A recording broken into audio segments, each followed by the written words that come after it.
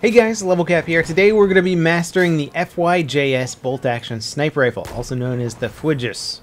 Okay, nobody actually calls it that, but who knows? Maybe somebody does. But you know what? It doesn't really matter too much because not a lot of people are going to be talking about this bolt-action rifle because it's not particularly good. It's certainly not there in the upper ranks, the upper echelons of those bolt-action rifles. It's probably in the lower ranks because it has some pretty bad attributes to it, which is why I left it as one of the last bolt-action rifles for me to master. I don't know if I would say it's my least favorite bolt-action rifle, but it's definitely in the bottom 3, I guess. Now, the one thing this rifle really does have going for is that it's technically the most accurate sniper rifle in the game. And what does that even mean? I mean, if you look at the aiming down sight accuracy for rifles on simthick.com, you'll see that they have a 0 modifier to their spread, which means that they're going to be 100% accurate when you fire them. So whatever you're aiming at, the bullet's going to actually go there. So how can one bolt-action rifle be more accurate than the next? Well, the FYJS actually has an incredibly fast muzzle velocity of 630 meters per second, not quite the fastest out there,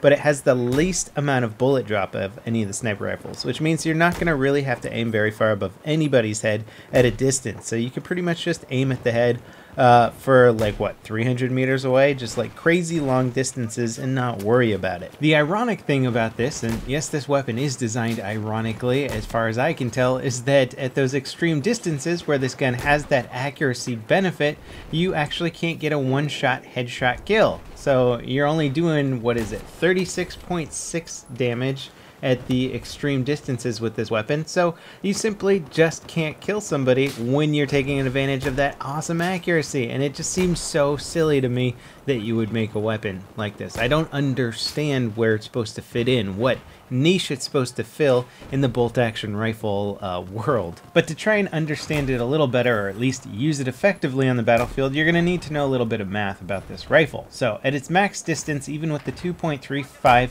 headshot multiplier, you're going to be doing about 86 damage to your target, and that's obviously not going to kill them, unless of course they have a little bit of damage done to them, in which case it will. However, if you want to get that one-shot headshot, you're going to have to engage your target at about 132, 135 meters, and that's where you'll be still getting that 100 damage headshot. But beyond that 132, 135 meter distance, you're not going to get a one-shot headshot. So it's just something to keep in mind. You still can shoot somebody with one-shot headshots from pretty far away, but just start to understand what 130 meters looks like, and when somebody's beyond that marker, you might not want to think about engaging them, or just know that a one-shot headshot isn't going to be a guaranteed kill. You could even put the rangefinder on this rifle to let you know when you're going to get that one-shot headshot, although I didn't find it that useful because for the most part I'm going to take the shot regardless. It's just kind of annoying sometimes, especially when you're in a sniper duel at a range and you shoot somebody in the head, which is the quintessential thing you need to do in a sniper duel to win that duel, and your target doesn't go down. It's kind of disappointing and really embarrassing too if you hit them in the head and then they kill you after you already headshotted them. It's just sort of disappointing. And some of you guys might be watching this video and thinking, you know what, LevelCap, you're clearly overlooking some of the attributes that this rifle has. It's got to have something going for it. Maybe really good hipfire accuracy so you can kind of do some close quarter combat with it. Nope, it's got terrible hipfire accuracy.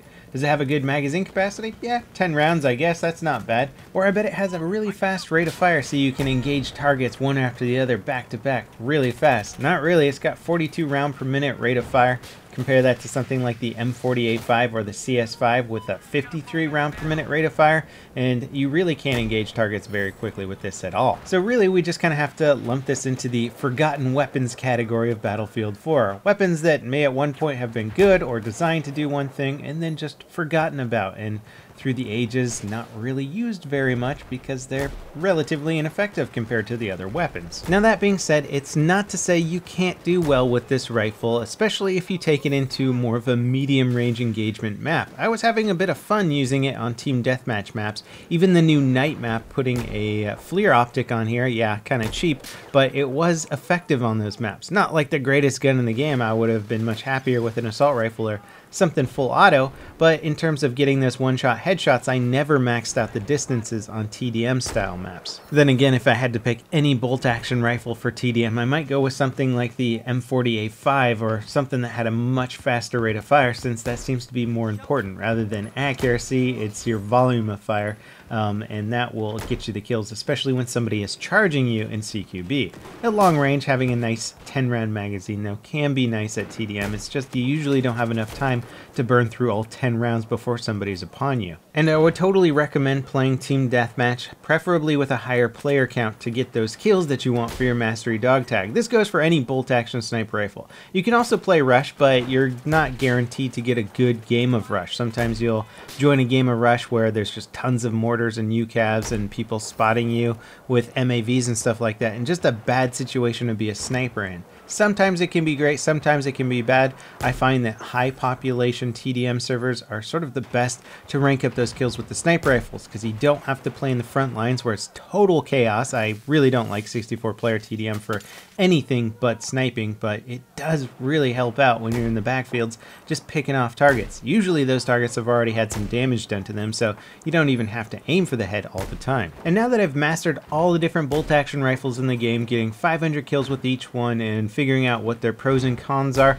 I have to say my favorites generally tend to be those that are more effective at longer ranges, because if you're running bolt action, why would you try and play aggressive recon? It can be cool, it can look cool in montages, but if you want to be up there in the front lines, play the assault class or play the support class, something that's going to do well at those engagement distances. If you want to be a recon, play in the backfield, use a rifle that's extremely good for long ranges. So I prefer the JNG 90, M98B, and the SRR 61. I think those are the three best bolt action rifles for extreme long distance killing. Among those three, I don't think it matters too much which one you use. You can have your preferences among certain muzzle velocity and stuff, but they're all so similar that it's not going to make a huge difference in the long run. Now I decided to try out the Shorty shotgun as my sidearm in this video. Normally with the recon I'll run the G18 just to have some power in close quarters, but the Shorty is something that I've been curious about because it's a sidearm shotgun, and I wasn't overly impressed with it. Sometimes it's great, gives you that one-shot kill, feels like a real powerhouse,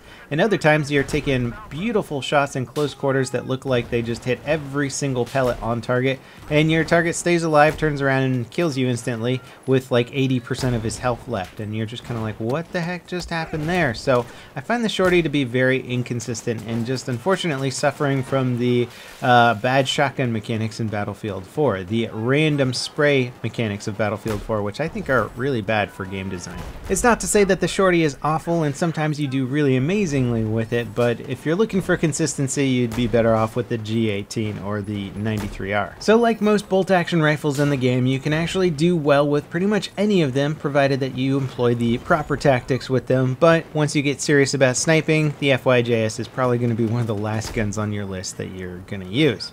As always guys, thanks for watching, and I'll see you next time. This is LevelCap, signing off.